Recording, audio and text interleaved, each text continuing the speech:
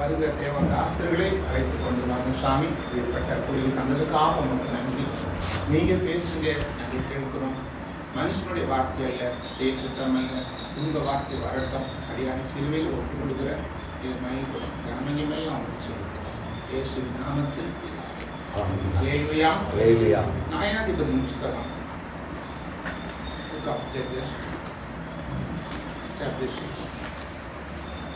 நியாயாதிபதி புஸ்தகம் 7 வசனம்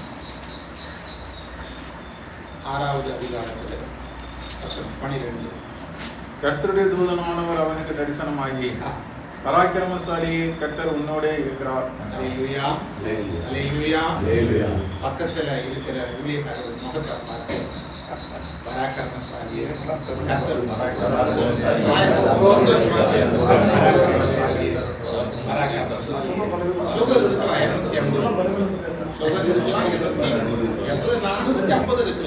ஆனா வசனம் சொல்லுது பராக்கிரமசாலியே கர்த்தர் கூட இருக்கிறார். ஆனா இவருடைய பெயர் கிதியோன். நம்ம பிரசங்கியார்கள், நான் ஒரு வசனம் பிரசங்கிக்கும் போதே 4 பிரசங்கத்தை நீங்க எழுதுவீங்க. அந்த அளவுக்கு பிரசங்கத்துல வகை தேர்ந்தவர்கள். அதுவும் கொல்லம் திரும்ப ஊசி வைக்க முடியாது. கன்னியாகுமரி டிஸ்ட்ரிக்ட்ல பேர் போன பிரசித்தி பெற்ற ஊழிக்காரர் இருக்கிறீங்க. ஓடி மெஜாச்சினீங்கன்னா உங்கள்கிட்ட நான் ஊசி விற்கவே அதான் கொல்லம் தெருவில் அவன் ஊசி செய்தவனே அவன் தான். அவங்ககிட்ட அந்த ஊசி விற்பனை ஆகதில்லை. அல்லேலூயா. இருந்தாலும் உங்கள் மத்தியில கர்த்தருடைய வார்த்தையை பகிர்ந்துடுவேன். கிதியோன் அப்படின்னு ஒரு பெயர். கிதியோன் என்னன்னு சொல்லி கேட்டா ஸ்வாட் பைபிள் சொல்லுது, வெட்டுகிறவன், வீழ்த்துகிறவன், ஒரே வெட்டா வெட்டுகிறவன். பேரரசு நீங்க பார்த்த அந்த பேரரசு அல்ல, இது பேரரசு பேராண்மை. கிதியோன்ற பேர்ல இவ்வளவு விஷயங்கள் இருக்கு. நாம எல்லாருக்கும் ஒவ்வொரு பேரை தேவன் வச்சிருக்கிறார். அல்லேலூயா. அந்த சாமி குப்புசாமி முனிசாமியை ஆண்டவர் வித்தியாசம் வச்சிருக்கிறார். கேட்டு பாருங்க, பழைய பேரே கன்சாமி, குப்புசாமி, முனிசாமி, பொன்சாமி இப்படிதான் இருக்கும் பேர். ஆனா கர்த்தர் வைக்கிற பேரை பார்த்தீங்கன்னு சொன்னா அது ஒரு அர்த்தம் இருக்கும். அர்த்தம் இல்லாம பேரே கிடையவே கிடையாது. டேனிய 3 டேனி இருக்காங்க. தானி ஜோசப் டேனி, பெருக்கமும் சிங்கத்தை வாயை கட்டணும் பண்ண சேர்ந்து வந்தது ஜோசப் டேனி. அதனால ஆசிரியர். அதனால கிதியோன் கிதியோன் சொன்னா அந்த அளவுக்கு பராக்கிரமசாலியா தான் கர்த்தர் பார்க்கிறாங்க. தேவன் நம்ம கிட்ட தந்திருக்கிற அந்த பொறுப்பு சும்மா வரல.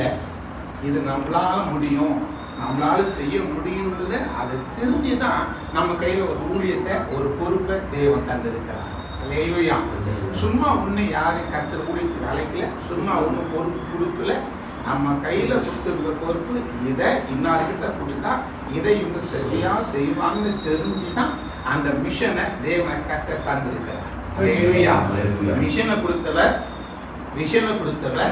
இந்த மிஷனையும் தருவார். உங்களுக்கு மிஷன் மாத்திரம் இருந்தா அந்த மிஷன் வேலை செய்யாது. இந்த மிஷனும் கூட இருந்தாதான் அந்த மிஷன் கிரியேட்டட் ஆகும். அதனால ஆண்டவர் உங்களை ஊழியத்துக்கு அழைக்கும் போது எப்போ அந்த மிஷன் கொடுத்தாரோ அதுக்கு தேவையான ஆட்களையும் தேவன் தருவார். கண்டிப்பா தருவார்.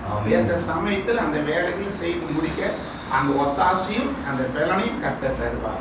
வசனம் 14 விதமாய் சொல்லுகிறது. பார்ப்போமா?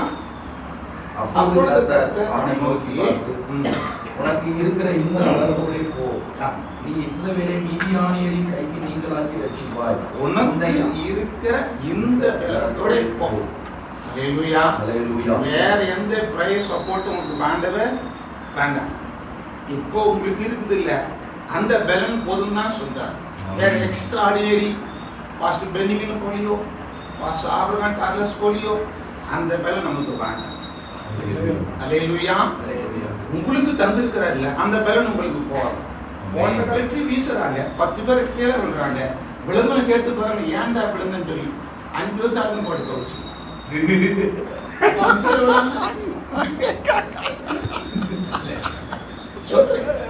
அவன் கீழே விழுந்தான், ஏன் விழுந்தான்? அபிஷேகத்தில் நிரம்பி விழுந்தான்னா அவன் மினிஸ்ட்ரி வித்தியாசம் பண்ணணும் இல்ல, அதே அலட்சியமாக தான் நினைக்கிறான். அதனால தான் சொல்றேன், கீழே விளம்பரம்லாம் விளத்துறதுனாலதான் பெரிய ஆளுன்னு சொல்ல முடியாது. சில பேர் சொல்லுவாங்க, நான் கை வைப்பேன் நீ கீழே விழுந்துடும். நடக்குதுயா, நடக்குது. இப்போ நான் கை வைக்கணும், கீழே விழுந்தோம்னா அதை யூடியூப்ல என்ன செய்யணும், அதை பிடிக்கணும், படம் போடணும், 10 பேர் அதில் லைக் பண்ணணும். ஒரு பெரிய பாஸ்டர் அந்த மாதிரி ஊழியக்காரங்க நடக்குது. ஆனால் தேவன் அதை விரும்பவே இல்லை. நமக்குன்னு ஒரு பலன் இருக்குது. அந்த பலன் பரிசுத்தாவின் பலன். அந்த பலன் இருந்தால் போதும், எவ்வளவு பெரிய ஆலயம் செய்யலாம். நாம் மேற்கொள்ள தேவனை கர்த்தர் பலன் தருவார். ஒரு ஆள் மீதியாம், இன்னொரு ஆள் அமீலேயர், இன்னொரு ஆள் கிழக்கிற்கு புத்திரர். இந்த மீதியாம் யாரு கேட்டீங்களா? நம்ம முற்பிதாக்களுடைய ஆபிரகாமுடைய 3வது மனைவியினுடைய சந்ததி தான் மீதியாம். அல்லேலூயா, அல்லேலூயா. ஆபிரகாம் இந்த விஷயத்துல கை தேர்ந்தவராக இருக்கிறார். அல்லேலூயா. நாம் ஒண்ணு வச்சே கடுப்பாடு பார்ப்போம். ஆனா ஆபிரகாம் 3வது மனையும் பெற்று வளர்த்து சந்ததி உருவாக்கி சொத்தை பிரிச்சு கொடுத்தார். நாம் இப்ப சொன்ன சொன்ன பாளையங்கோட்டையில் அறுவாய்க்கு வந்துட்டார். சொன்னேன், ஆச்சரியமான விஷயம். அவ்வளவு கை தேர்ந்த நிர்வாகத்தில். இப்போ அமீலேயன் யாருன்னு சொல்லி கேட்டீங்கன்னா ஏசாவுடைய பேர். சரி, ஏசா பின்வாங்கி போயிட்டான். ஆபிரகாம் சந்ததி மீதியான். சரி, கிழக்கிந்திய புத்திரே வர வேண்டிய அவசியம் கிடையாது, வந்துட்டான். 3 ஜனங்களும் இஸ்ரேல் ஜனதமா வருது. மீதியான் சொன்னா கலகம் சொல்றாரு. மீதியான் சொன்னா கலகம். எந்த சபையில கலகம் சொல்லாட்கள் ஒருத்தர் இருந்தாலும் போதும், அந்த சபை ஒரு கூட உட்பட விளங்க மாட்டார். கலகம் சொல்றது, நீ ஒண்ணு சொல்லியிருக்க, அது 9ஆ சொல்லி அந்த சபையை 4ஆ முனை பிரிச்சுருவாங்க. பாத்தீங்க, கலகம் சொல்ற ஆள் உங்ககிட்ட வைக்கவே கூடாது, உங்க சபையில இருக்கவே கூடாது. நான் அப்படி 3 பேரை என் சபை விட்டு விளைக்கிறேன். நல்லா இருப்ப, நீ வந்துடாங்க, சத்தியமா சொல்றேன். ஒரு ஆள் இருந்தா அப்படித்தான். அவன் சொல்ல, நீ வந்துடாது, பார்த்துக்க, நான் தான் ஞானஸ்தானம் கொடுத்தேன், எல்லாம் நான் தான் ரெடி பண்ணேன், நாங்கள் வந்துடாது போயிட்டோம். ஏன்னா அவன் பெத்த தகப்பனானுடைய பென்ஷனையே நாங்கள் ஆம்பளை பிள்ளைங்க இருக்கோம், கவர்மெண்ட் என்னடா பென்ஷன் தரேன் சொல்லி எழுதி போட்டான். ஐயோ,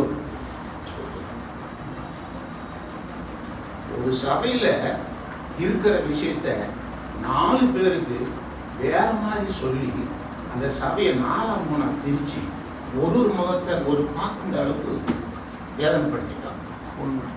வேதனைப்படுத்திட்டான். அந்த பாஸ்டர் குறித்து, அந்த ஊரை குறித்து, அந்த மக்களை குறித்து தப்பா பேசி ரொம்ப வேதனைப்படுத்திட்டான். அப்படிப்பட்ட மனுஷன் ஒரு நாள் இறந்துட்டான். இறந்தவன் ஒரு லெட்டர் வச்சுருந்தாங்க, வாழ்நாளில் சபையை நான் துக்கப்படுத்திட்டேன், அந்த மரணம் விடாமல் துக்கப்படுத்திட்டேன், ஒரு நல்ல அடக்காராதனே நீங்கள் பெட்டி வச்சாங்க, அது தன்னை அவளை வெட்டி அதில் என்னை கிடத்தி என்னை தெருவாக இழுத்துட்டு போங்க. அப்படி செய்யணும்னா உங்களுக்கு நான் செய்கிற துன்பம் சாந்தி அடையும் அப்படின்னு சொல்லி யோசனை பாஸ்டர் மகேஷும் பார்த்தேன். இந்த ஆயுசுனால இப்படி ஒன்று அடக்கம் சாந்தம் சொல்லி இழுத்துட்டு போறாங்க. அந்த பலமா ரோடு கிட்ட போலீஸ் நிற்குது. திருப்தியா திருப்தியா என்ன சார், போன வாரம் இவன் எக்ஸைஸ் வந்து இவன் அடக்காரன் எவ்வளோ வெளியே கொடுத்துருக்கு.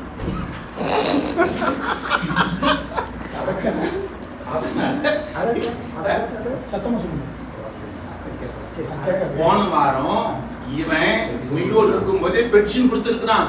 என்னுடைய நல்ல அடக்க ஆராதனைய இந்த போதகர் கேவலப்படுத்துவாருன்னு சொல்லி. அதனால லெட்டர் ஏறும். இந்த மாதிரி ஆட்கள் சபைக்குள்ள இருந்தா நான் ஊழியம் செய்ய முடியும். ஐயா, இதுதான் கலகம். அதனால இந்த கலகத்தை, இந்த அமலேயனை, கிழக்கத்தின் புத்திரரை எப்படி ஆனாலும் முறியடிக்கணும் சொல்லி கிதியோன் கொண்டுதான் சொல்லி கிதியோன் மேல ஒரு அபிஷேகத்தை கர்த்தர் வச்சிட்டார். ஆனா இவனுக்குள்ள ஒரு பாயம். ஆனா இவன் பேர் வெட்டுகிறவன், வீழ்த்துகிறவன், ஒரே வெட்டால் வெட்டுகிறவன். ஒரு ஊழியத்தை கண்டா அது ரெடி பண்ணணும். இதுதான் தேவன் நமக்கு தந்திருக்கிற அந்த அபிஷேகமும் அந்த கிருபையும் அப்பா தந்திருக்கு. ஆனால் இவர் சொல்றாரு, பயமா இருக்குது, எனக்கு படிப்பறிவு இல்லை, நான் போல, எனக்கு புத்தி கிடையாது, என்கிட்ட பணம் கிடையாது, நான் கடைசி இப்படிலாம் சொல்றாரு. நான் சொல்றேன், உயர்ந்தவங்களோ தாழ்ந்தவங்களோ படிப்பு இல்லையோ அதெல்லாம் தேவனுடைய பொருட்டே கிடையாது, அது பெரிய மேட்டரும் கிடையாது. கர்த்தர் உங்களை அழைக்கும் போது நீங்க நாம தாயும் வயிற்றில் இருக்கிறதுக்கு முன்பதாகவே நம்மளை கொண்டு ஒரு வரைபடத்தை உண்டாக்கி இங்க இப்படிப்பட்ட ஊழியங்களை செய்வோம்னு சொல்லி தேவன் செய்து தந்திருக்கிறார். நாம வேலை முன்னாடி பின்னாடி பார்க்காம நாம ஓடிட்டே இருக்க வேண்டிய வேலை தான். கண்டிப்பாக தேவனை கர்த்தர் நம்மளை கொண்டு செய்ய வேண்டிய காரியங்களை அவர் செய்து முடிப்பார். தேவன் தந்த அந்த வாக்கு தத்தத்தையும் தேவன் தந்த தரிசனத்தையும் நாம் பார்த்து உண்மைக்கு ஓடணும். சொல்றாரு 14, உனக்கு இருக்கிற இந்த பலத்தோட போ. பக்கத்துல அந்த ஊழியக்கார பார்த்து சொல்றேன். ஏன்னா ஊழியம் வந்து கடினமா இல்லையா? ஒவ்வொருவரும் இதை இப்ப சிரிச்சோம், வீட்டுல சிரிச்சு பாருங்க, கொஞ்சம் வீட்டிலே இப்படி சிரிச்சு பாருங்களேன். வீட்டம்மாக்கா அப்பா என்ன சிரிச்சியா? சும்மா தான் இருந்துச்சு. என்ன சும்மா என்ன சிரிச்சியா கேட்பாங்க. இல்லை நான் சும்மா தான், அது என்ன சும்மா சிரிப்புன்ற அப்படின்னு கேட்பாங்க. ஆனா நாம அந்த ஊழியம் என்ன செய்யறோம்? சிரிக்கிறோம். ஆனா இந்த ஐக்கியத்துல பெண் வாடையே பிடிக்கவே பிடிக்காது. நிதர்சனமான ஒரு ஊழியம். அவருக்கு தெரிஞ்சிருக்க விஷயம், அவருக்கு தெரிஞ்சிருக்க விஷயம் பேச முடியாது. ஏன்னா இயேசுநாதருக்குள்ளே ஒரு ஸ்திரியை பக்கத்துல வச்சிருக்காங்க, ஒரு தீசியா. அவருக்கு தெரியும் 12 சீசனே போதும், இது இருந்தா சரியா விளங்காதுன்னு அவருக்கு தெரிஞ்சிருக்கு. அதனால நம்ம சீவனுக்கு மகேசையாக தெரிஞ்சிருக்கு விஷயம். அதான் இந்த மாதிரி ஒரு ஐக்கியத்தை வச்சிருக்கிறார். அதுக்கு உண்மையிலே நான் தேவனுக்கு நன்றி நாம சொல்லணும். ஆனா இப்படி யாராவது நம்ம வீட்டுல வந்தா இப்படி நம்ம பிரசங்கம் பண்ணிடவும் முடியாது. அது சொல்லுவோம், எத்தனை நேரம் இந்த பிரசங்கம் பண்ணிருக்க, திரும்ப இதை சொல்லி வந்து அப்ப உனக்கு இருக்கிற இந்த பலத்தோட சொல்லுங்க, உங்களுக்கு இருக்கிற இந்த பலத்தோட போங்க, உங்களுக்கு இருக்கிற இந்த பலத்தோட போங்க அப்படின்னு சொல்ல. இந்த வாக்குத்தத்தத்தையும் இந்த விஷனையும் கையில கொடுத்து ஆண்டவர் அந்த கீஜவான ஊழியத்துக்கு அனுப்புகிறார். பயந்தவர் தான், படிப்பு அறிந்தாரு, எளிமை தான். ஆனா ஒரே பிரசங்கத்துல 30,000 பேர் வந்துட்டாங்க. அது 7வது அதிகாரத்துல பாருங்க. அது எத்தனை பாருங்க, வசனம் 7:3. பயமும் திகிலும் உள்ளவன் எவனும் அவன் திரும்பி கீலேயாத் மலைகளிலிருந்து விரைவாய் ஓடிப்போக கடவன் என்று நீ ஜனங்களின் செவிகள் கேட்க பிரசித்தப்படுத்தி என்றார். அப்பொழுது ஜனத்தில் 26,000 திரும்பி போய்விட்டார்கள். 14,000 பேர் மீதியாயிருந்தார்கள். 32,000 பேர் ஒரே பிரசங்கத்துல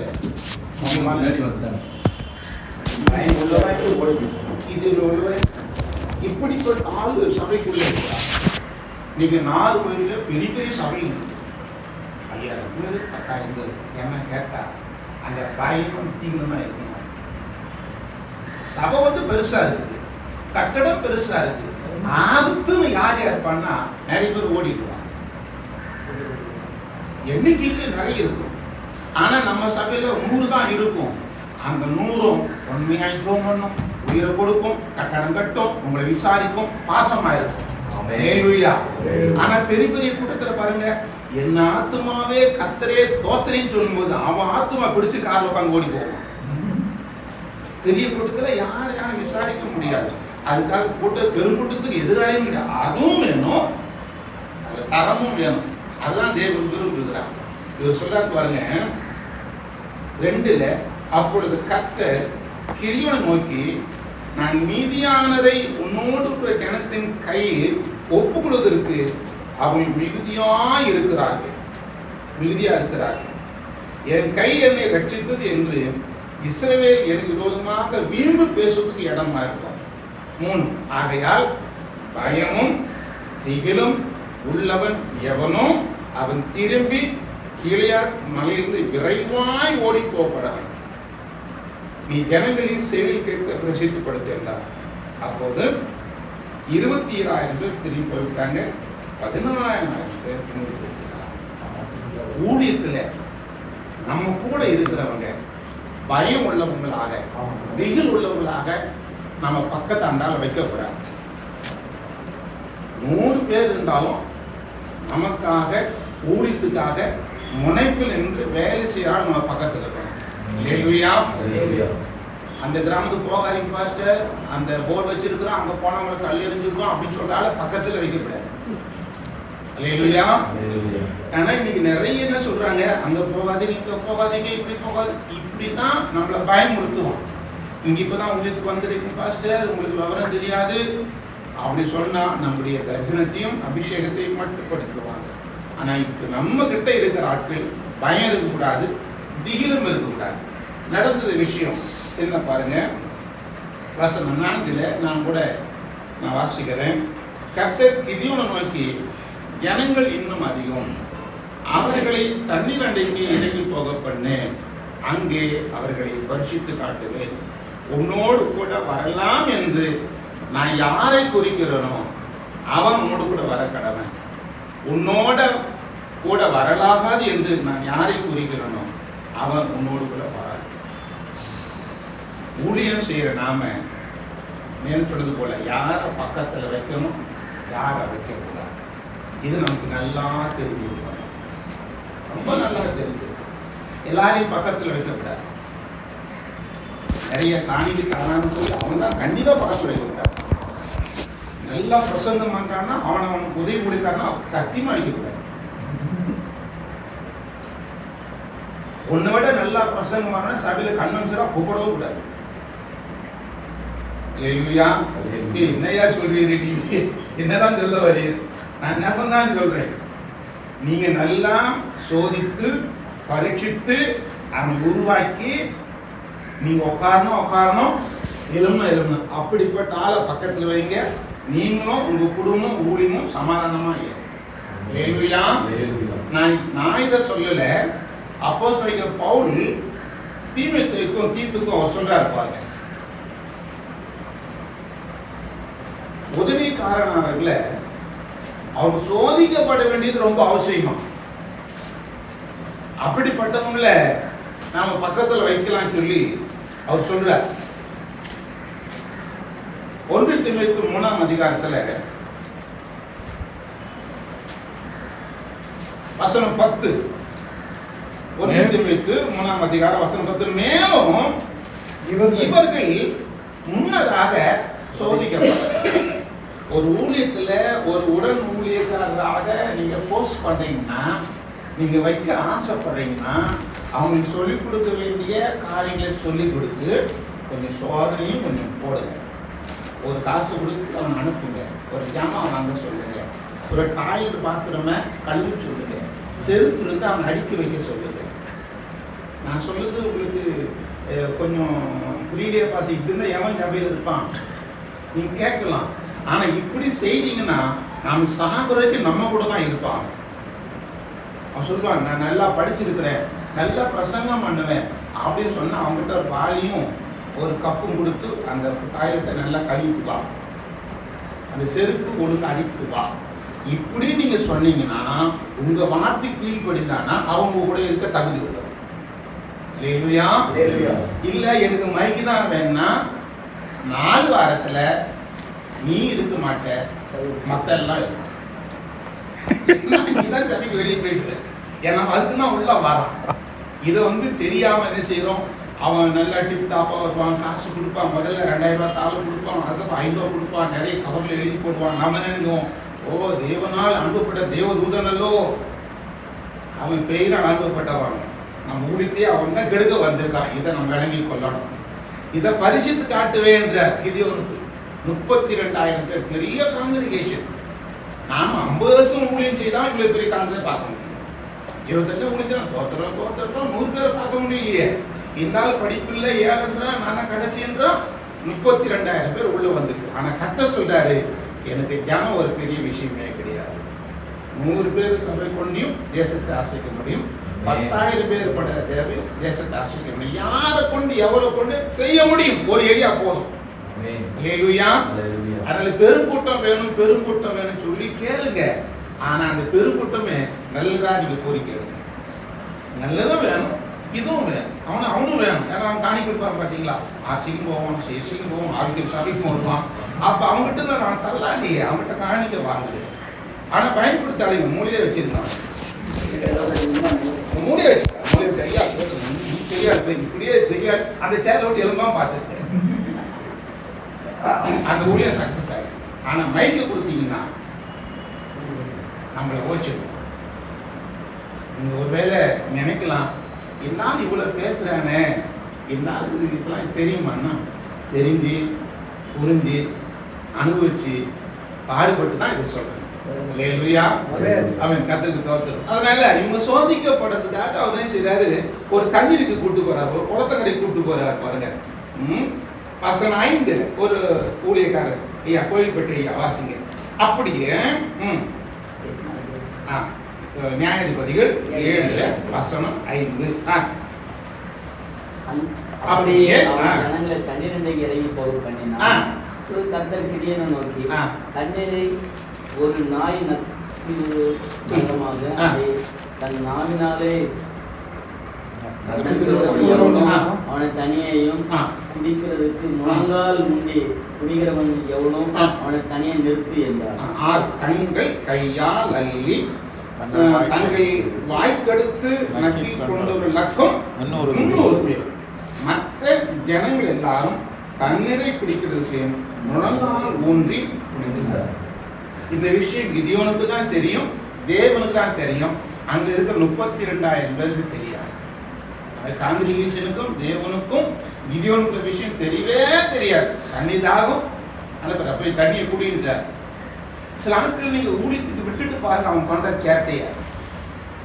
நீங்க வீடு சந்திக்கு அனுப்புவிய, அவன் காப்பி குடிச்சு கயிறு கட்ட போட்டு தூக்கிட்டு வருவான், தலைகாணி கேட்டுவாங்க. இப்படிப்பட்ட ஆளை நீங்க ஊழியத்துக்கு அனுப்ப முடியாது. நீங்க வீடு சந்திக்கு அனுப்புவிய, ஆண்டியும் வந்தவன் நேரம் கிச்சனுக்கு தான் போயிடுவான்.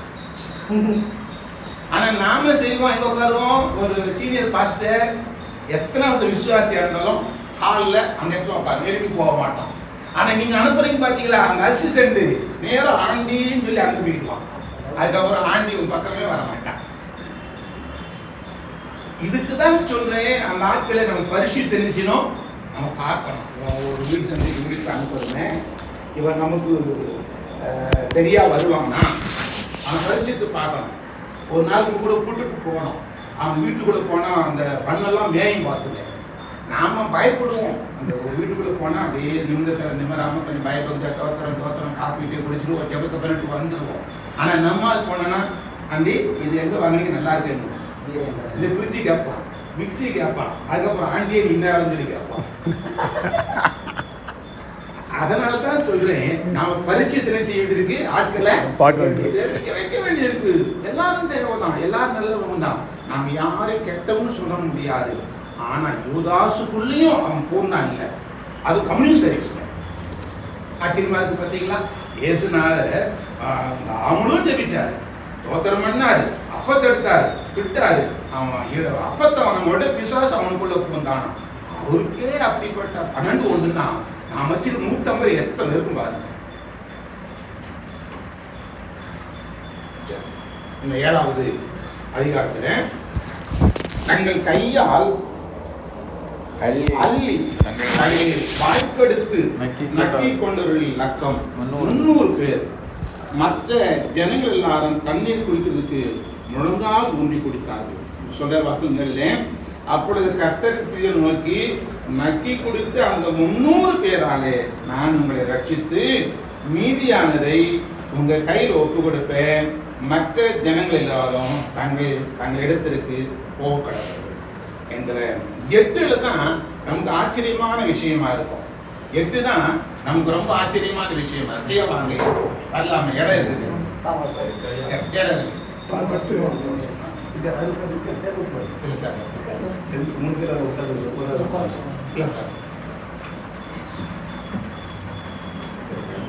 சரிங்களா?